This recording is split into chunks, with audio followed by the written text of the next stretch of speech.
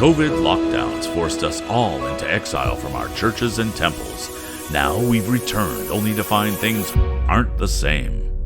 Join us now as J. Oliver Glasgow and his guests explore a generation from 2 millennia ago that faced the same exact problem.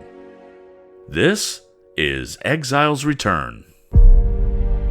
In today's text, more people have returned to the land. The cities are filling back up. Kyrus is still king.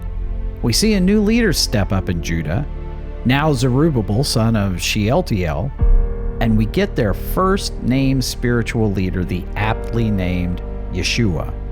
This is Exile's Return. I'm your host, J. Oliver Glasgow. We're joined in the studio again today by our most excellent friend, military and police training expert and advisor, Jay Garza.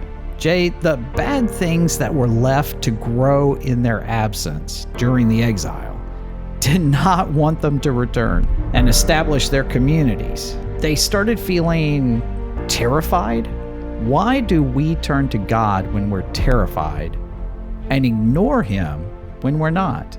Well, I think that's basic human nature, right? Like, I need you now. Where are you? Why aren't you responding? Why aren't you here? And what's interesting when we've had this discussion about trauma is that in trauma, it feels very much the same way. You feel like, why has God abandoned me? Why is this happening to me? Do I not have God's blessing? What is happening? And so I imagine that they were experiencing a lot of the same thing. So context again, they're seeing this as a second Exodus. They're coming out of exile, like they came out of exile in Egypt. God performed great wonders and miracles, and they crossed the Red Sea, and and then finally make it into the Promised Land. So what's happening? Why are we running against such obstacles, such challenges now that we're back in the land? It's not going like the Exodus went. Like, we're not seeing God deliver the same way He did back then. So what's wrong? Wow. Along with that Exodus, afterwards, God stirred things up quite a bit, right? He gave them the law. Just a little. Just a little. Well, we get a quote from God in a couple of chapters here where He says, again, I'm going to stir things up. I need you to rebuild the temple for me because once more, I'm going to stir things up. Right? Nice little foreshadowing of what's to come. We foreshadowed this next statement 2 podcasts ago about building altars. When they turned to God along with building an altar, making sacrifices, it included fun things like festivals, Sukkot, and the new moon festivals are mentioned by name. But when we think of turning back to God today, why don't we think of parties? Of festivals, right? Yeah. Of celebrating. I think it comes back to what we've been talking about, is that we've been forced to change the way we worship during this COVID exile. So from the comfort of my own home, remote control, turn it on, I can watch. When it's over, I'm good, I'm already home. But now that's over. So we are supposed to be returning and building up the altar, building up the body of Christ again. Have we forgotten how to do that the way they did? There are a lot of churches that don't celebrate the festivals today. Is that right? Oh, correct. Absolutely. Why do you think that is? I mean, it's fun. It's a party. God commands you to have a party. And people are saying, okay, but we're not going to do that. Right. So essentially, it comes down to what you see the role of Torah and how you see it applied in our lives. Right. So if you see Torah is integral to the New Testament, and this is where it really gets interesting, because many Christians will say, well, you're doing that in a very legalistic way, right? You're sort of trying to keep Torah in a legalistic way, and somehow that makes you better. Like you're back to a system of somehow earning God's grace, where really it's the other way around. If Torah is integrated into your life, you're doing that because you have a relationship with God. So relationship comes first. If I have a relationship, then I'm looking for ways to, how do I better experience that relationship with Him? Right. What does it mean to really be part of Israel? Well, I can't imagine having a relationship with Yeshua without having a relationship with the Word, with the Torah, because, I mean, I couldn't get past the first half of the book of John, right? I am the Word, right? It's right there, right? And well, absolutely. And the Word became flesh and dwelt among us. It's interesting to me when we have the discussions with folks who are just sort of learning about the history of Israel and everything else, and they may be new believers in Christ, and when they read the words of Jesus, they often assume that this is new revelation, right? That this is, wow, he's really mixing it up. He's really making, yes, he is. He's making it clear, but he's using an old source. Of course. Right? So the question is, what's his source? And it goes back to Torah. It goes back to, in those times, they didn't have the New Testament. It wasn't written yet. I'm still surprised by this perception of, well, some people don't celebrate the festivals because that's in the Torah, but Jesus celebrated these festivals, right? Absolutely. We have a picture of him celebrating Sukkot, which is right in the core of this chapter that we're studying right now. So, if God has asked us to have a festival, which is a good thing and it's fun, and it's God saying, hey, have a feast, have a festival, right? And it's a requirement. Right. So it's interesting because oftentimes we hear it called the festivals of the Jews. And I always try to stop people and say, no, wait a minute. The scripture calls them the festivals of God. Right. God's appointed times. Right? Now, think about that for a second. Here you have the King of the universe, the God of heaven, saying, I've appointed a time for me and you to come together. Right. You have an appointment with me. I love that. That is exactly right. And a bunch of us have missed our appointments for a few years. Oh, absolutely. Absolutely. But that's okay, right? Does he do like my dentist and charge me for the missed appointments? I'm always taken back to the story of the prodigal father, right? Many people call it the prodigal son. I'm right there with you. Yeah, no, absolutely. It was the father that was prodigal. It was the father that's prodigal. So he's reckless abandon with his love. Yep. And he's waiting there for you to return. So he's not going to charge you double with your dental bill, Jay. He's waiting for us to return and meet that appointment with him. Yeah, the scriptures are clear that when they partied at this point in Ezra, the prophet used a lot of qualifiers to describe it, right? They weren't all that flattering. We see phrases like, as it is written, and the prescribed number of, and according to the directions of, and doesn't sound like a fun party. Basically, we're doing these things because we were told to do them. Correct. Well, I think we also have to keep in perspective what we've said earlier. Remember, they've been gone from the land for 70 plus years. Okay? And this is a new generation. Quite honestly, a lot of this is new to them. They may have just gone to synagogue every Sabbath, but I found an instruction book. Right. Step 1, do this. Step Correct. 2, do this, right? Correct. I mean, we're going to see many podcasts from now that many years after this chapter, they do celebrate the same things with reckless abandon. And the prophets at that time will state, hey, this is the first time that we've done this since Joshua. Correct. This time in Ezra isn't even mentioned as a time of celebrating Sukkot. It's like saying, okay, this time we got it right. Like last time it wasn't so good. And you're right. So I think they're trying to look back at, okay, how was this done? Right? And you got to ask yourself, how much of that was sort of with a legal perspective in mind? Like, what do we have to do?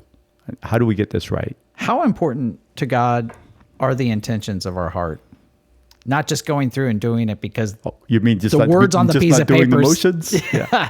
Like the paper says I have to do this certain step, so I'm going to do it, versus I desperately want to do this thing. Right. So I think it comes back to what we were talking about earlier.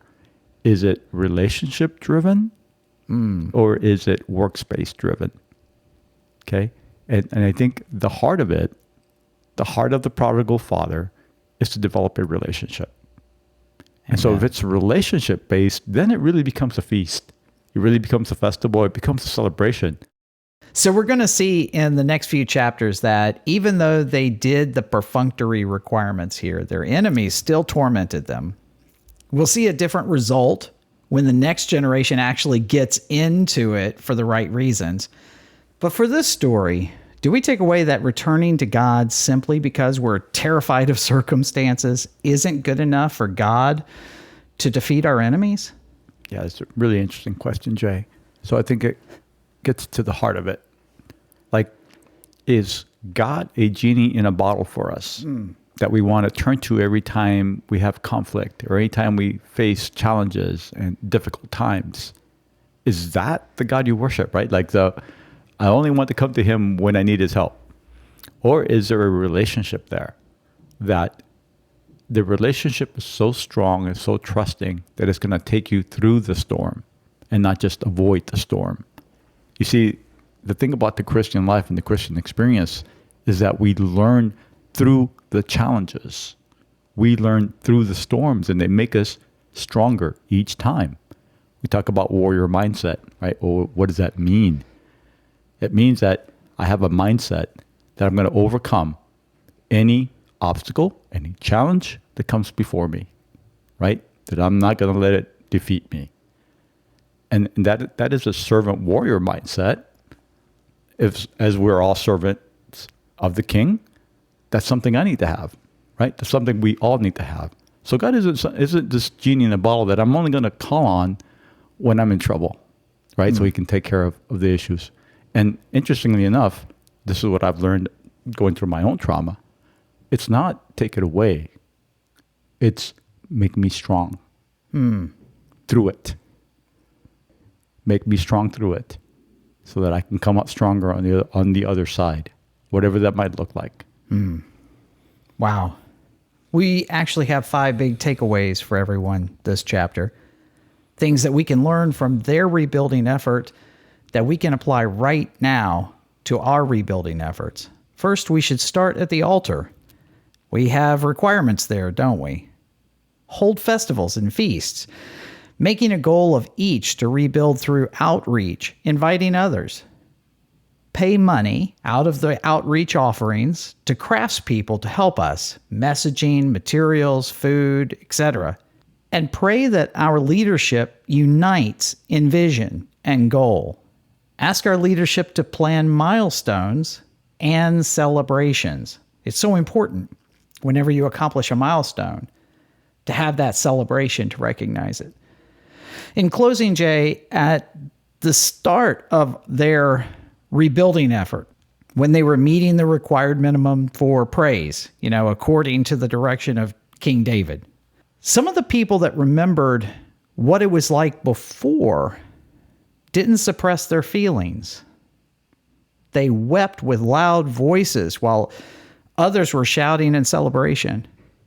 What can we do today with the sorrow we might be suppressing at the memory of the way things used to be before COVID exile? Yeah, it's a really good analogy, Jay, and I like that you pointed back to that because the whole issue is the rebuilding of the temple, right? And when it's done, we're recalling back to the celebrations, right? The Davidic celebration when Solomon and it was finally built, and the glory of God came down, right? Imagine that they're seeing the visible presence of God as he comes down.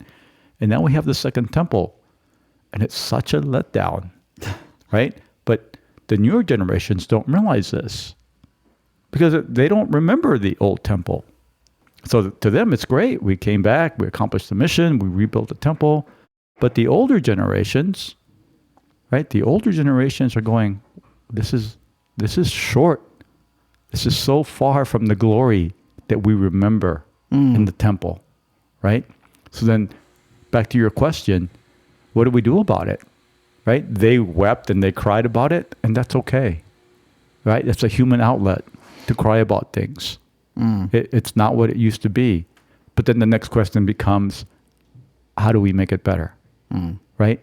And to tie trauma into all this, because when you suffer trauma, it's good and healthy to cry about it, to weep about it, to express it, right? To let it out of your system and not carry it around with you, right? So when the need comes, express it, let it out, okay?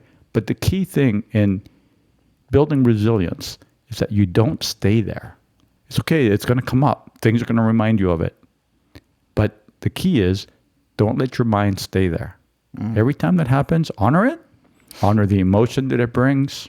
Weep if you need to weep, but don't stay there. So the question to them was, okay, it's not what it used to be, but how do we make it better? Such a good point.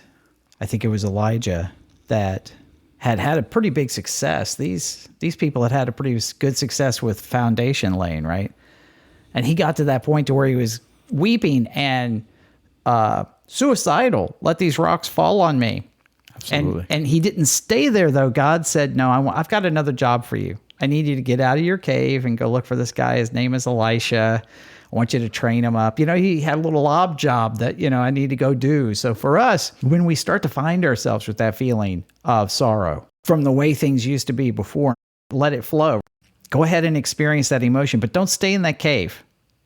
Right. Absolutely. Go find that place, that job that God has for you to do. It's interesting because even then, what did God do to him initially when he's suicidal? Yeah. He took him outside and he said, storms, I'm not in the storms. I'm not in the lightning. I'm a still small voice that speaks to your heart. So some reassurance. Yes. Right? God gave him some reassurance. And then took him out of that state of mind. I say, this is critical because this is how God cures people. He takes him out of that state of mind, right? He was suicidal. He thought it was all over with. And God says, no, I'm still with you, right? And so it's important when we're going through traumas to recognize that there are times in the trauma when you won't see the light, right? It's so dark. The storm seems overwhelming. And if you allow to stay there, the mind that has this incredible ability, you're visualizing this over and over and over again, okay? And because you're visualizing it or thinking about it, your mind doesn't know the difference between what you're visualizing and thinking about versus reality. Your subconscious accepts them both as just as real. So you're constantly staying in the same place. Wow. And that's not healthy, right? So you have to develop practices, techniques, things that you do, rituals that get you out of that place. And that's huge in terms of beating trauma, overcoming trauma. So in bringing it back to our topic here, what were the rituals and the practices and things that they did to help them overcome the trauma of the exile? Right. Even though they were just going through the motions, maybe there was value in going through the motions. There you go. And so as a fitness trainer, I'll tell you, people ask me, well, how do I even start this, right? Go one day. Right? I don't care if you just put your tennis shoes on and you walk to the gym or you drive there. Go inside and just look around and then come back. That's day one. There you go. But you're taking action in that direction. And day two, you go in and you actually work out a little bit, right? It just little by little. It's the increments that builds momentum. And so dealing with trauma is the same way. Is these practices that you put into place, little by little, they start building momentum. And then it doesn't look so dark. It doesn't look so overpowering after some time, right? But it's the discipline to adapt these rituals as part of your daily life. That's where the discipline comes in, right? You have to adopt them, make them a regular part of your daily life. After a while, it doesn't even become a question of, do I do this or not? For example, in my case, I don't get up and wonder, am I going to work out today? It's not a question. No, I'm going to do it. You're going to do it. I'm going to fix my time around. I have to be with you in the morning, so my afternoons and my workouts this afternoon. There you go. Right? So adaptability is huge when it comes to dealing with trauma. And you look at what they were doing. They're trying to adapt. What are the rituals? What are the festivals that we need to put into practice again to get us where we need to be? There's value in traditions. Jay Garza, again, it was a pleasure. And to you listening, thank you for joining us. God's mercy and direction are just a prayer away. Shalom. You can read along each week with the materials you'll find at shalomdfw.care/exile. Join us next time as J. Oliver Glasgow and his guests think through our next chapter in Exile's Return. Until then, please remember to like, share, and subscribe to this podcast, and join the online conversation at shalomdfw.care. I'm Kurt Booten. Thanks for listening.